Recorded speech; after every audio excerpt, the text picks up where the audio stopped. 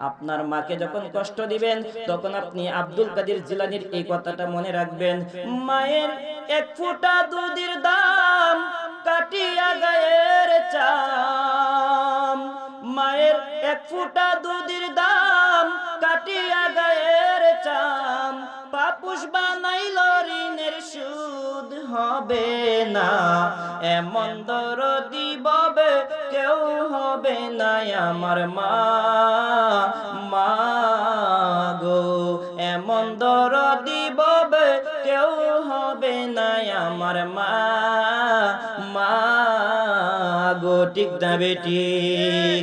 এই জন্য মারকে প্রাধান্য দিতে হবে, মার খেদমত করতে হবে, মার খেদমতে আপনি ওলি হয়ে যেতে পারবেন। গভীর মনোযোগ। এবার শেখ ফরিদের আম্মা ডাক দিয়ে কই, শেখ ফরিদ 12টা বৎসর আপনি জঙ্গলেই ছিলেন, আপনি তো এত তার তাজা মানুষ ছিলেন, আপনি এমন শুকনো শুকনো হয়ে গেলেন, স্বাস্থ্যটা ড্যামেজ কম হয়ে গেল কিসের জন্যে?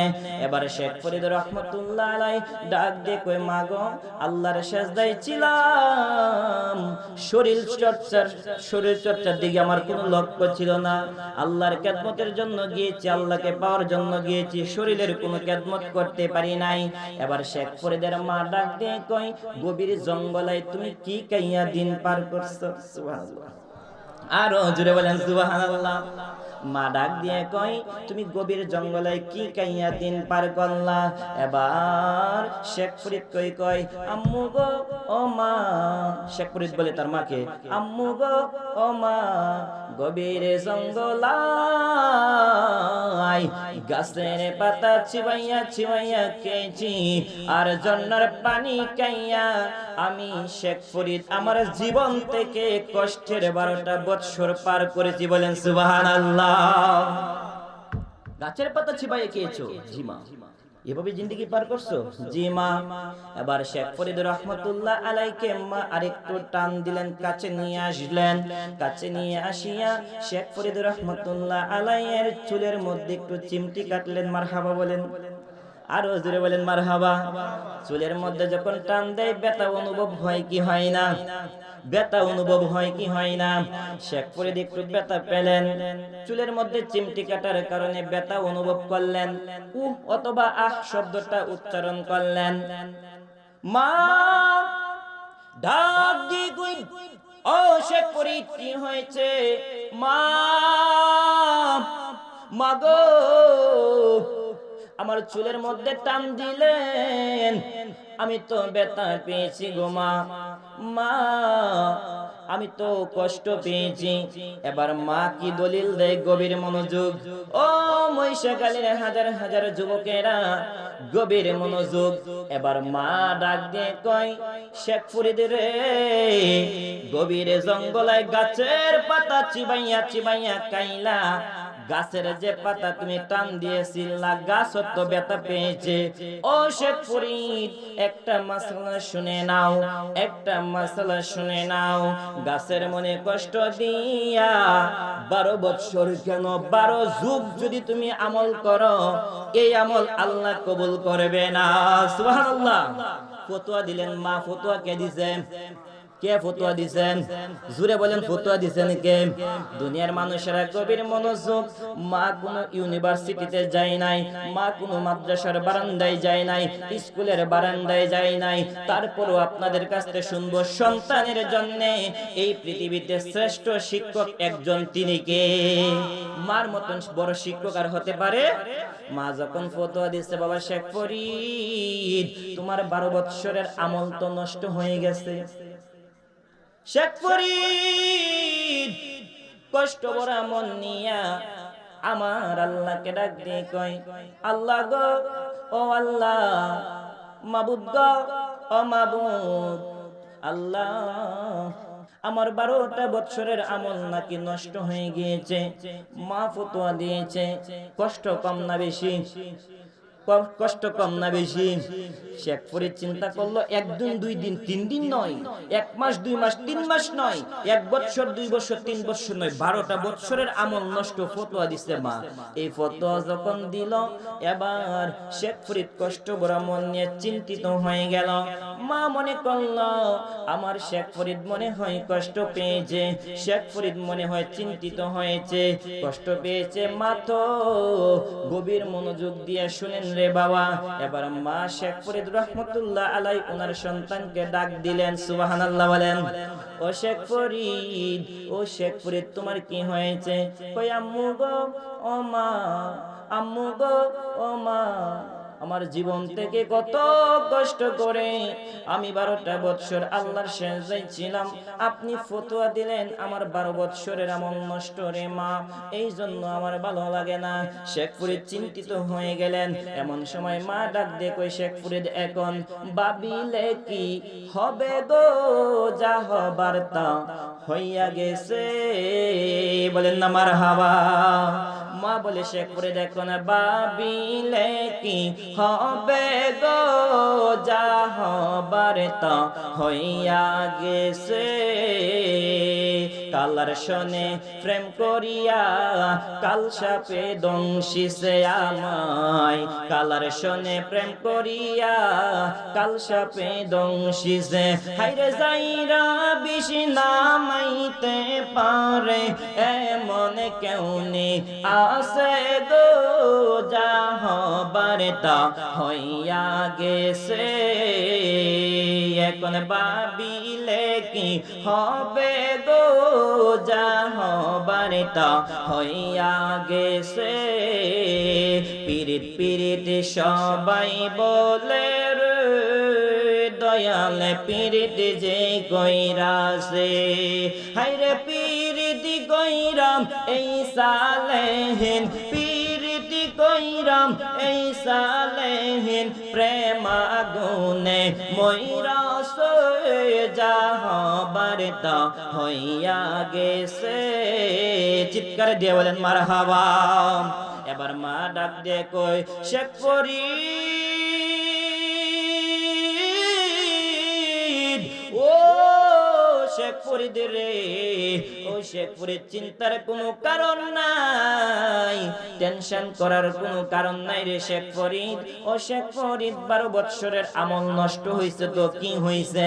এবার আমি মা তোমাকে আরো 12 বৎসর আল্লাহকে পাওয়ার জন্য, আল্লাহকে সেজদা দেওয়ার জন্য, আমল করার জন্য, ওলি হওয়ার জন্য আমি মা তোমাকে আরো 12 বৎসরের জন্য এই গভীর জঙ্গলায় তোমাকে পাঠিয়ে দিব, বলেন সুবহানাল্লাহ।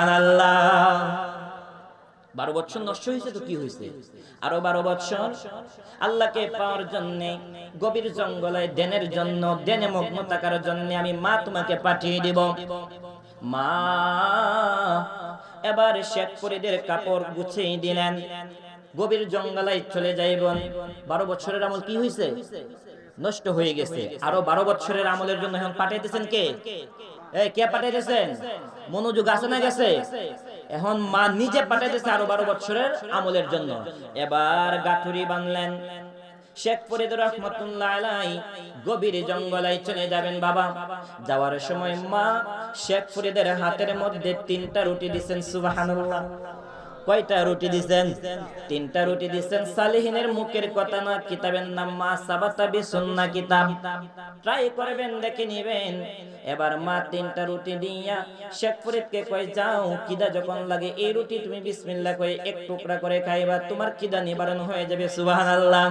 3টা রুটি নিয়া এবার শেখ ফরিদ রহমাতুল্লাহ আলাইহি আবার আল্লাহকে পাওয়ার জন্য গভীর জঙ্গলে যায়। আর রাস্তার মধ্যে আল্লাহর জিকির করতে করতে যায়, বলেন মারহাবা। আল্লাহর জিকির করে আর সামনের দিকে হাঁটে, আল্লাহর জিকির করে আর সামনের দিকে হাঁটে, আর কয় সুবহানাল্লাহ, আলহামদুলিল্লাহ, লা ইলাহা, বলেন সুবহানাল্লাহ, আলহামদুলিল্লাহ, লা ইলাহা,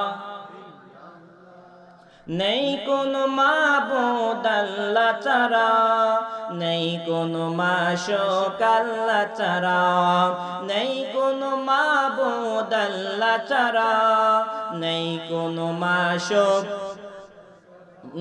সুবহানাল্লাহ, আলহামদুলিল্লাহ, লা ইলাহা, লা ইলাহা ইল্লাল্লাহ মুহাম্মাদুর রাসূলুল্লাহ সাল্লাল্লাহু আলাইহি সাল্লাম।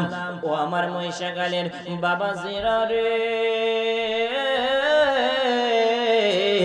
ও যুবকের দলেরা, এবারে শেখ ফরিদ রহমাতুল্লাহ আলাই হাঁটতে হাঁটতে হাঁটতে হাঁটতে সামনের দিকে অগ্রসর হইয়া আগের ঠিক জায়গায় চলে গেলেন। যাওয়ার পর আগের মতন তিনি ইবাদত করতে লাগলেন। তাহাজ্জুদ গুজারা হয়, দিনের বেলায় রোজা রাখে, ইশরাকের নামাজ পড়ে, আওবিন পড়ে, আমল করতে করতে করতে করতে 1 মাস 2 মাস 3 মাস 1 বছর 2 বছর 3 বছর আবার 12 বছর পার করে ফেলছেন। সুবহানাল্লাহ, আরো জোরে বলেন সুবহানাল্লাহ। আবার যখন 12 বছর হইল, 12 বছর পর শেখ ফরিদ রহমাতুল্লাহ আলাই হাঁটতে হাঁটতে হাঁটতে হাঁটতে হাঁটতে হাঁটতে বাড়ির মধ্যে চলে আসে। বলেন মারহাবা। 12 বছর পর শেখ ফরিদ রহমাতুল্লাহ আলাই বাড়ির দিকে চলে আসলো। বাড়ির দিকে আসিয়া আবার সালাম দিলেন, আসসালামু আলাইকুম ইয়া উম্মুন, হে আমার মা। মা, আমি তো গভীর জঙ্গলাই থেকে চলে আসলাম, আল্লাহকে আমি ডাকলাম, আবার 12টা বছর পার করে ফেললাম, জিকির আজকার করলাম, তাহাজ্জুদ পড়লাম, ফিরে আসলাম।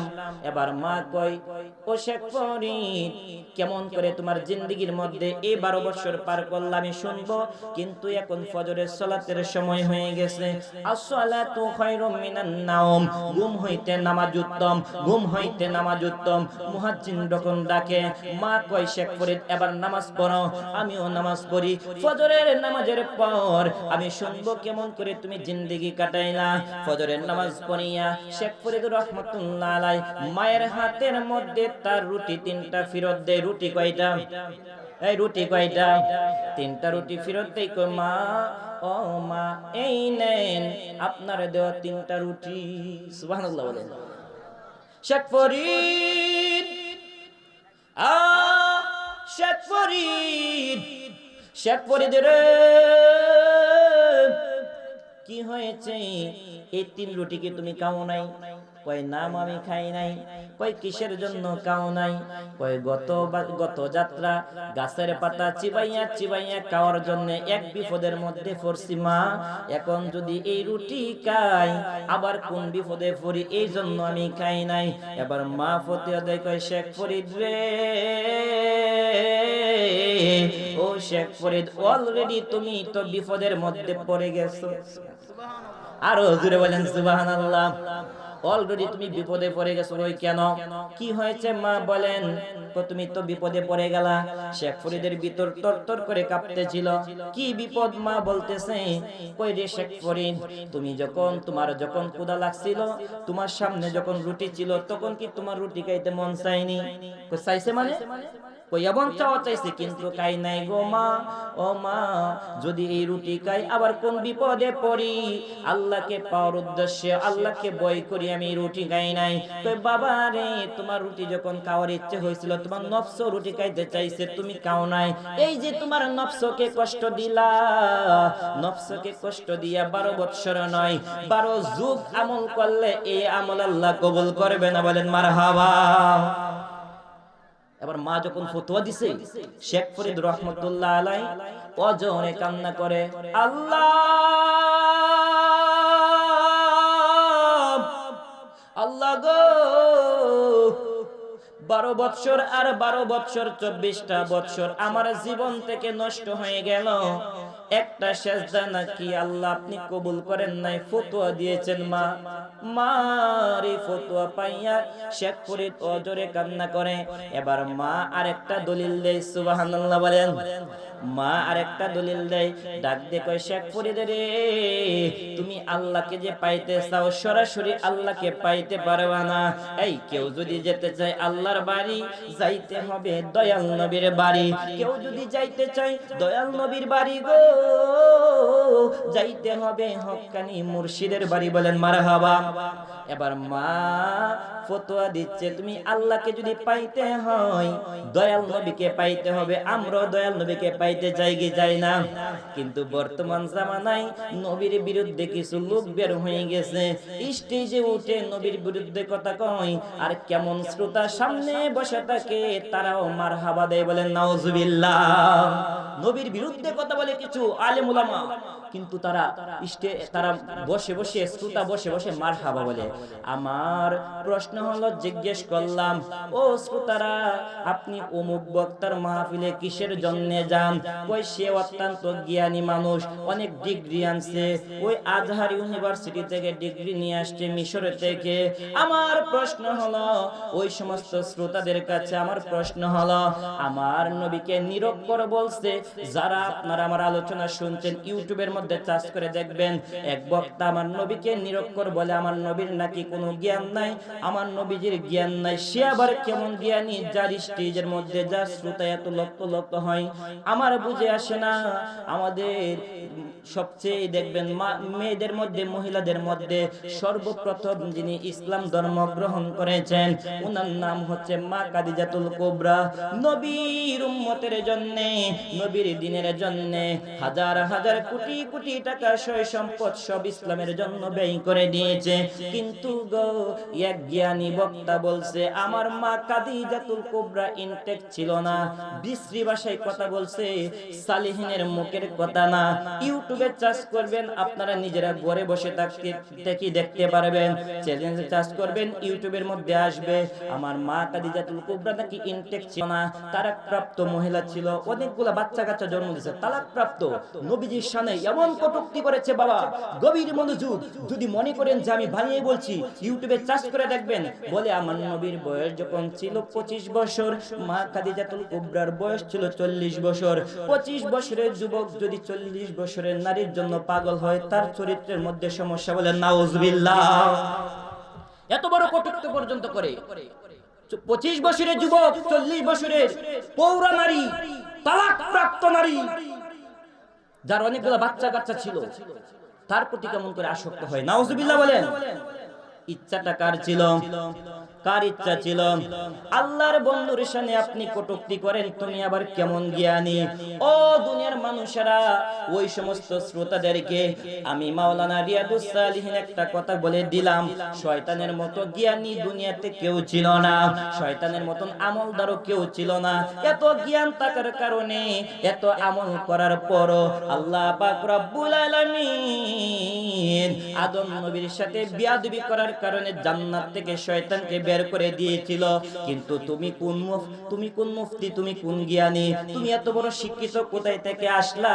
তুমি আমার নবীর সাথে বিয়াদবি করো।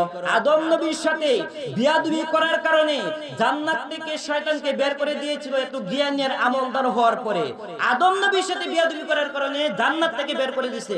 আর আদম নবীরও নবী, যিনি আমাদের দয়াল নবী, মায়ের নবী, তার সাথে বিয়াদবি করে, কিন্তু তার মাহফিলে দেখি লক্ষ লক্ষ শ্রোতা যায়। আমি বুঝি না তার মাথায় কি আছে। আমার বাবাজিরা, আলোচনার টপিকটা একটু ব্যতিক্রম করে ফেলি, গভীর মনোযোগ। আমার আল্লাহ কেমন খেলা খেললেন দেখেন। বাবারা, বন্ধুরা, ফজরের সময় যখন মসজিদের মধ্যে নামাজ পড়তে যাবেন, মিম্বরের মধ্যে লেখা দেখবেন লা ইলাহা ইল্লাল্লাহ, আল্লাহর নাম, লা ইলাহা ইল্লাল্লাহ, লা ইলাহা ইল্লাল্লাহ, আল্লাহর বাক্য গণবেন, একটা একটা করে গণবেন। সালিহিনের মুখের কথা না, আপনারা নিজেরাই উদাহরণ হয়ে যাবেন, নিজেরা বিবেক থেকে চিন্তা করবেন। লা ইলাহা ইল্লাল্লাহ 12টা হরফের প্রয়োজন রে বাবা, একটা হরফের উপরে নিচে নকশা নাই, একটা একটা করে হরফ গুনবেন, আর দেখবেন যে লা ইলাহা ইল্লাল্লাহ লিখতে 12টা হরফের প্রয়োজন, একটা হরফের উপরে নিচে কোনো নকশা নাই।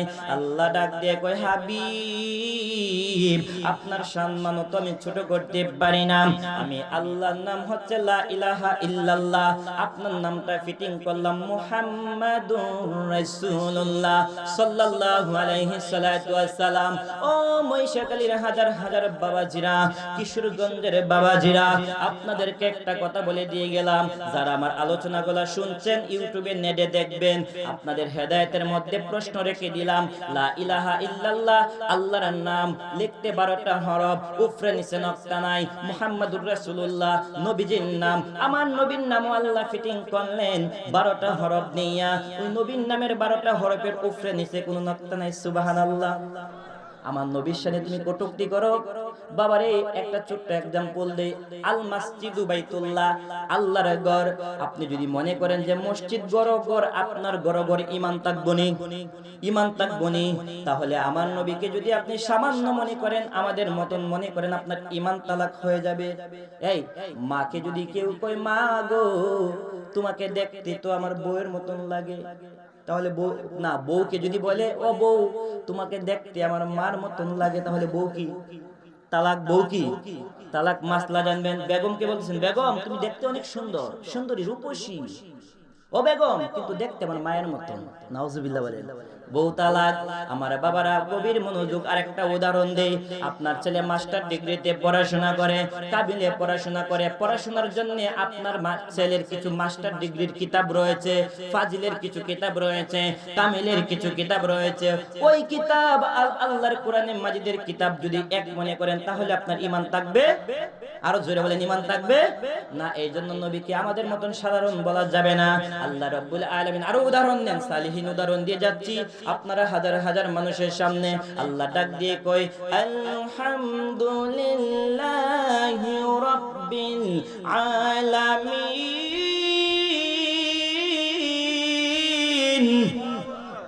সমস্ত প্রশংসার মালিক একজন, তিনি কে? all the places and thanks be to Allah, the Lord of the alamin। আল্লাহু আকবার বলে।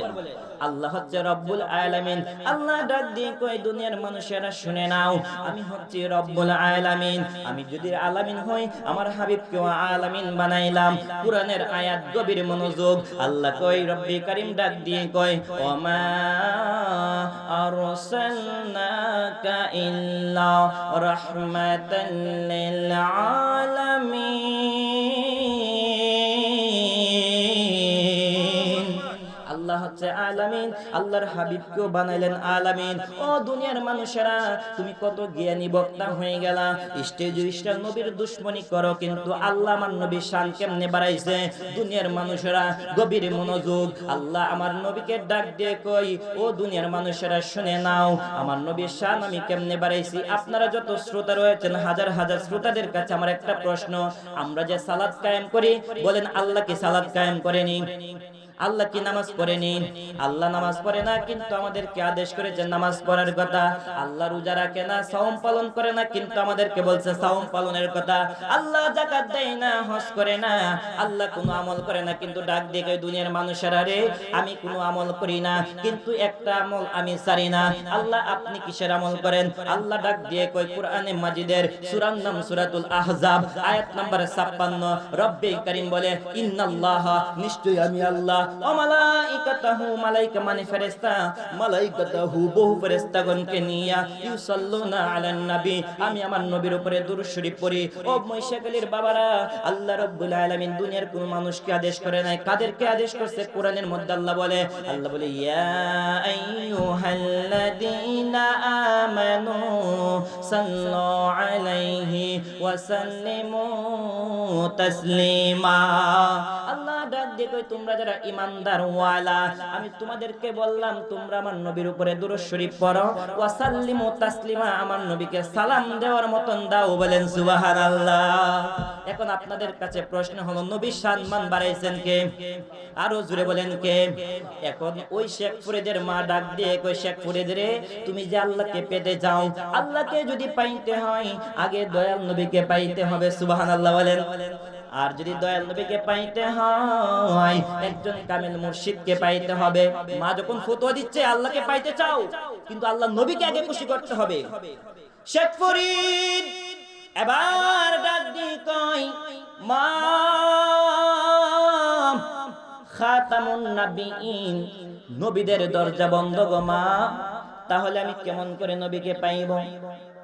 তুমি যদি নবীকে পাইতে চাও, হক্কানি একজন কামেল মুর্শিদের দরবারে যাও। কই কোথায় যাইব? এবার মা ফতোয়া দিচ্ছে, শেখ ফরিদ, ও শেখ ফরিদ, নদীর ওই পারে আল্লাহর একজন ওলি আছে। সুবহানাল্লাহ, আরো জোরে বলেন সুবহানাল্লাহ।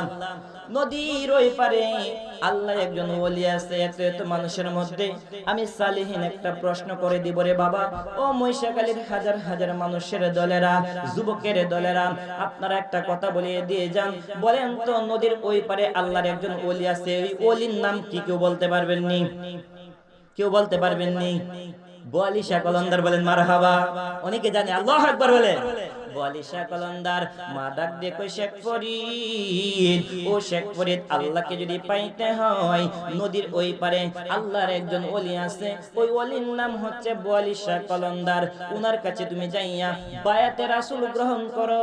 কেমন করে নবীকে পাইতে হবে তোমাকে ওই আল্লাহর ওলি রাস্তা দেখায় দিবে। বলেন সুবহানাল্লাহ। মা যখন এই ফতোয়া দিল, শেখ ফরিদ, নদীর ওই পারে আল্লাহর ওলি আছে বোয়ালিশা কলন্দার, তার কাছে চলে যাও। তার কাছে যাইয়া বায়াতে রাসূল গ্রহণ করবা। কেন আমরা হক্কানি ওলি আল্লাহর দরবারে যাব? তার কাছে বায়াতে রাসূল গ্রহণ করার পর কেমন করে তুমি আল্লাহকে পাইবা, নবীকে পাইবা, ওই রাস্তা দেখাইয়া দিব। এবার শেখ ফরিদ রহমাতুল্লাহ আলাইহি ওই বোয়ালিশা কলন্দারের কাছে যাওয়ার উদ্দেশ্যে তিনি রওনা হয়ে গেলেন। বলেন সুবহানাল্লাহ। যখন রওনা হয়ে গেলেন, যাইতে যাইতে যাইতে যাইতে যাইতে যাইতে গিয়ে দেখে উনার সামনে একটা নদী। সামনে কি? সামনে কি? নদী। নদীর মধ্যে কোনো নৌকা নাই। যেহেতু নৌকা নাই সেহেতু কোনো মাঝি, নৌকা নাই, মাঝিও নাই। এবার শেখ ফরিদ রহমাতুল্লাহ আলাইহি আল্লাহকে ডাকে কয়, মাবুদ গো, ও আল্লাহ, 12-24টা বছর জীবনটা থেকে পার করে ফেললাম রে আল্লাহ, আপনাকে খুঁজতে যাই রে আল্লাহ। ও মাবুদ, মা বলছে নদীর ওই পারে বোয়ালিশা কলন্দারের কাছে যাইতাম, কিন্তু গো নৌকা নাই, মাঝি নাই, আমি কেমন করে যাইব? ইলহাম নাজিল হয়ে যায়। সুবহানাল্লাহ, আরো জোরে বলেন সুবহানাল্লাহ। শেখ ফরিদ ইলহাম আসছে।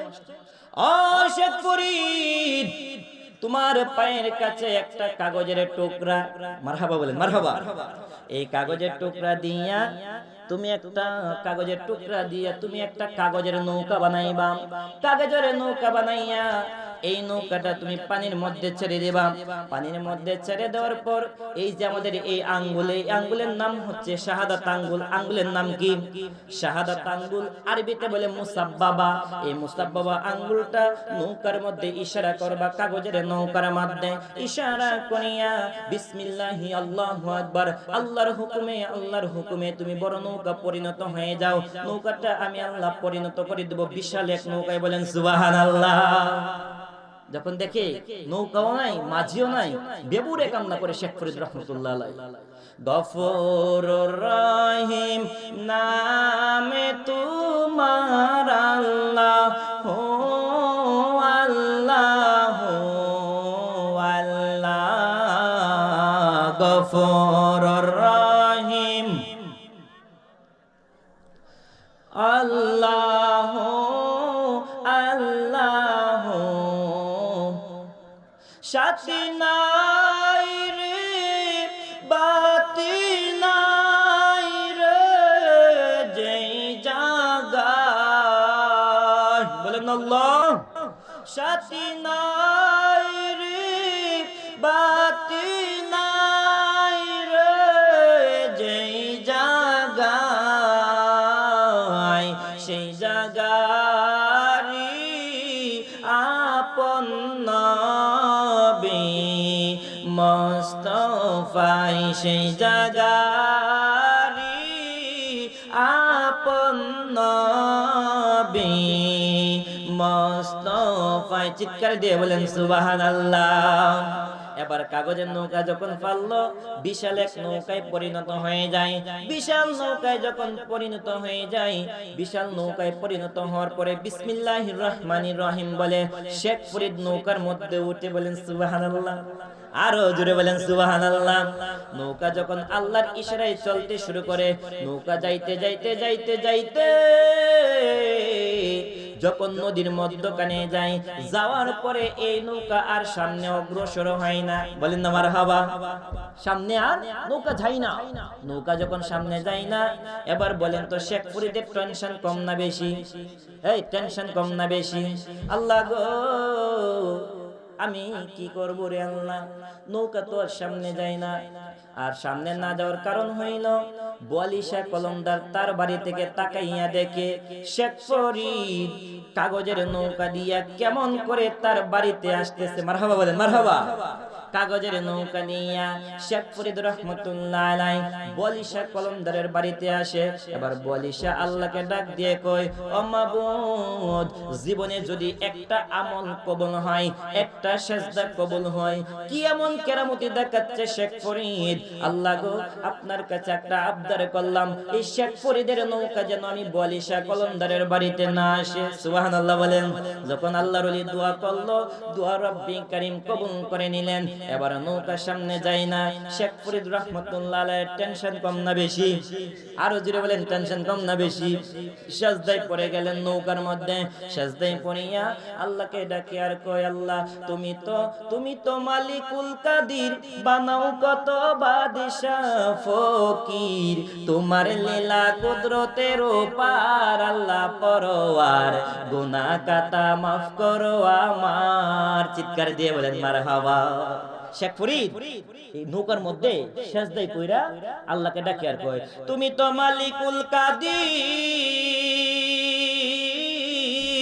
তুমি তো মালিকুল কাদির, বানাও কত বাদশাহ ফকির, তোমার লীলা কুদরতের পার, আল্লাহ পরওয়ার, গুনাহ কাতা মাফ করো আমার, আজকে গুনাহ কাতা মাফ করো আমার, আল্লাহ পরওয়ার, গুনাহ কাতা। এই বেহেশতেতে হাওয়ায় আদম তুমি নিষেধ করছো খাইতে গন্ধম, আদম গন্ধম কায়া কান্দে যারে যার। বেহেশতেতে হাওয়ায় আদম তুমি নিষেধ করছো খাইতে গন্ধম, আদম গন্ধম কায়া কান্দে যারে যার। গন্ধমের উসিলা দরে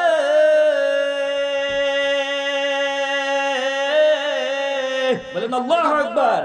গন্ধমের উসিলা ধরে আদম হাওয়া দুজনের পাঠাইলা দুনিয়ার মাজার, আল্লাহ পরওয়ার, গুনাহ কাতা মাফ করো আমার, আজকে গুনাহ কাতা মাফ করো আমার, আল্লাহ পরওয়ার, গুনাহ কাতা।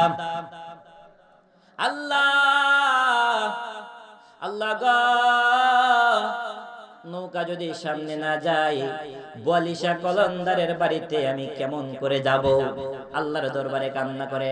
এমন সময় শেখ ফরিদ সামনের দিকে তাকাইয়া দেখতে পারে বলিশা কলন্দার কেমন করে মাথা বের করে ওই শেখ ফরিদের এই দৃশ্য দেখতেছে। সুবহানাল্লাহ। শেখ ফরিদ বুঝতে পারবে কিনা এই কেরামতি হচ্ছে বলিশা কলন্দারের। আল্লাহ আল্লাহ গো, ও আল্লাহ, 12-24টা বৎসর জঙ্গলের গুহায় কাটিয়েছি রে আল্লাহ। মাবুদ, একটা সেজদা যদি কবুল হয়, আমার নৌকা যদি বলিশা কলন্দারের বাড়ির দিকে না যাই, বলিশা কলন্দার যে আমাকে তাকাইয়া দেখতেছে, আই বলিশা কলন্দারের মাথাও যেন ভিতরে না যায়। সুবহানাল্লাহ। আরো জোরে বলেন সুবহানাল্লাহ। আমি সালিহিনের কথা না, মা সাবাতা বিসুন্নাহ কিতাব প্রমাণ করে, যে জানালা দিয়ে বলিশা কলন্দার মাথা বের করে তাকিয়েছিলেন, ওই মাথার মধ্যে সরাসরি দুইটা শিং গজে গেছে। সুবহানাল্লাহ। গজায় দিবেন কে? আরো জোরে বলেন কে? যখন দুইটা শিং গজে গেল, শেখ ফরিদ রহমতুল্লাহ আলাইহির দোয়া যখন কবুল হয়ে গেল, এবার আল্লাহকে ডাক দেয় বলিশা কলন্দার, আল্লাহ গো, শেখ ফরিদের ক্ষমতা তো আল্লাহ কম না, যাও আল্লাহ। ও মাবুদ, বলিশা কলন্দার দোয়া করে দিল, শেখ ফরিদের নৌকা যেন বলিশা কলন্দারের বাড়ির ঘাটে আসে। বলেন সুবহানাল্লাহ। নৌকা যখন চলতে শুরু করলো, শেখপুরী ডাক দিয়ে কয় আল্লাহ, ও আল্লাহ, এবার বলি শেখ কলন্দারের মাথা যেন ভিতরে যায়। আল্লাহু আকবার। মাথা যখন ভিতরে গেল, মাথা যখন ভিতরে গেল, সকলে বলেন আলহামদুলিল্লাহ, আর জোরে বলেন আলহামদুলিল্লাহ। আজকের মাহফিলের বিশেষ অতিথি, সমুদ্র কণ্ঠের অধিকারী, মিডিয়ার আলোড়ন সৃষ্টিকারী, সারা বাংলার আলোড়ন সৃষ্টিকারী, আন্তর্জাতিক কৃতি সম্পন্ন বলা যায়। কারণ আমরা দেখি যে বিভিন্ন রাষ্ট্রীয় আমার ভাই আলোচনা করে থাকেন, অত্যন্ত আমার মহব্বতের মানুষ, তো চলে আসছেন। আমি আর সামনে দীর্ঘায়িত করব না আলোচনা, আমি সংক্ষিপ্ত আকারে এই কথাটা গুছিয়ে শেষ করে ফেলি। যখন বলিশা কলন্দারের বাড়িতে শেখ ফরিদ রহমতুল্লাহ আলাইহি গেল, যাওয়ার পরে বলতেছে শেখ ফরিদ রহমতুল্লাহ আলাইহি কই, ও বলিশা কলন্দার, আমি আপনার বাড়িতে আসছি আমার মার হুকুমে। আমার মা বলল আপনি আমাকে বায়াতে রাসূল গ্রহণ করানোর জন্য আমি আল্লাহকে পেতে চাই, আল্লাহর নবীকে পেতে চাই। এই রাস্তা আপনি আমাকে দেখায় দেন, সত্যের রাস্তা, হকের রাস্তা, যে রাস্তায় আল্লাহকে পাওয়া যায়, নবীকে পাওয়া যায়, ওই রাস্তা আমরা দেখতে চাই কি চাই না? এবার বলিশা কলন্দার ডাক দিয়ে কয়, 1-2 মিনিটে শেষ করে দিচ্ছি।